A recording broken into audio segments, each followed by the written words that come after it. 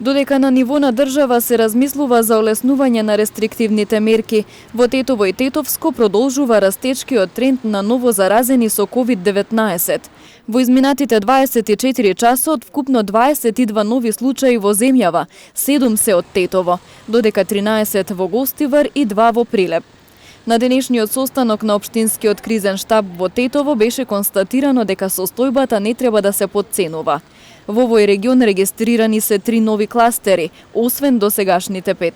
Од ново заразените 3 лица се од Тетово, 3 од Боговиње, додека 1 од Брвеница. Имаме идентификуване уште 3 нови кластери, значи 3 нови места од каде доаѓа заболувањето, додека другите случаеви се дел семејно, пријателски, колегијално поврзани со старите кластери.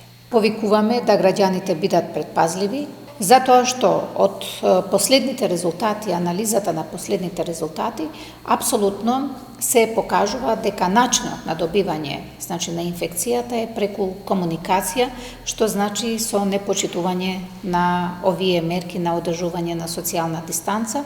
Мерките за превенција од ширење на коронавирусот во Тетово ќе се спроведуваат согласно владините препораки.